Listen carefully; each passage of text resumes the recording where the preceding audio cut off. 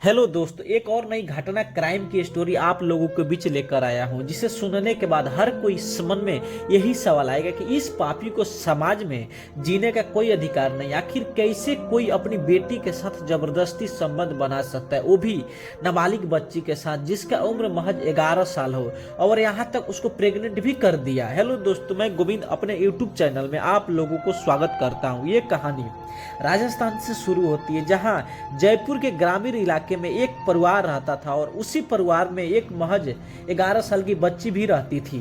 और वह दरिंदा यानी लड़की का बाप अपनी खुद की बच्ची के साथ संबंध बनाना चाहता था, लेकिन उसकी बच्ची मना कर देती थी और वह बोलती थी कि माँ को बता दूंगी। और तब उसका बाप डर जाता था कहीं सच में अपनी माँ को बता मत दे।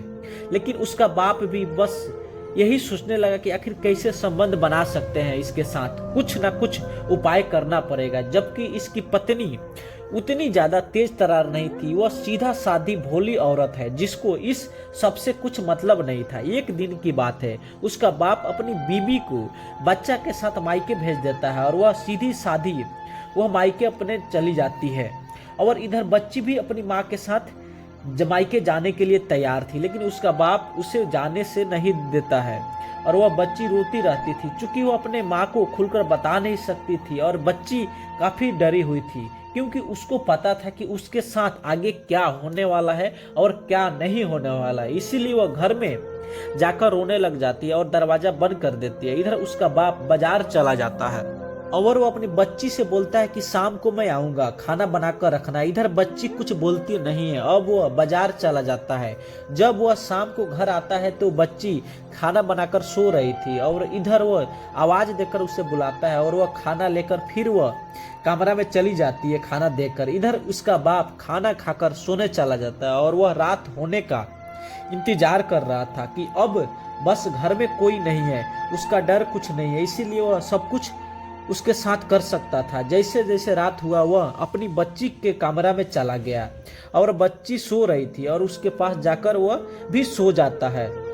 उसके बाद अपनी बच्ची को जगाता है और उसके साथ जबरदस्ती संबंध बनाने के लिए बोलता है। और बच्ची कुछ नहीं बोल रही थी और वह काफी ज्यादा डरी हुई थी।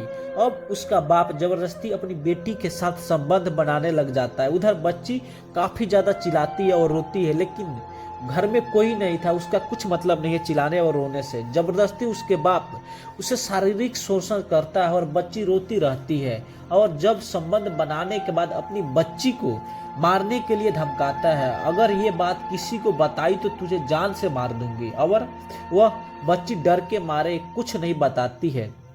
और कुछ दिन बाद उसकी माँ घर वापस आ जाती है अपने बच्चों के साथ, लेकिन उसकी माँ मंदबुद्धि थी, इसीलिए वह कुछ समझ नहीं पाती थी, क्योंकि बच्ची उसके पास आकर रोने लग जाती है और वह कुछ बोलती नहीं है। फिर जैसे जैसे टाइम बीतता गया और उसका बाप अपनी बेटी के साथ जबरदस्ती संबंध बनाता था। जब भी उसको संबंध बनाना होता था, वो अपने बीबी को मायके भेज देता था और वो अपनी बेटी के साथ संबंध बनाता था। और ऐसा सिलसिला करीबन 1 साल तक चलता रहा। लेकिन एक दिन जब बच्ची की तबीयत ज्यादा खराब हो जाती है, वो अपनी बेटी को ननिहाल पहुंचा देता है। उसका बाप उधर उसकी बेटी की हालत दिन पर दिन खराब होता गया और बच्ची सिर्फ रोती रहती थी और कुछ ज्यादा बोलती नहीं थी। तब लड़की का मामा उसके लाख कोशिश के बाद वह सारी बातें बता देती है जो उसके साथ उसका बाप ने किया था।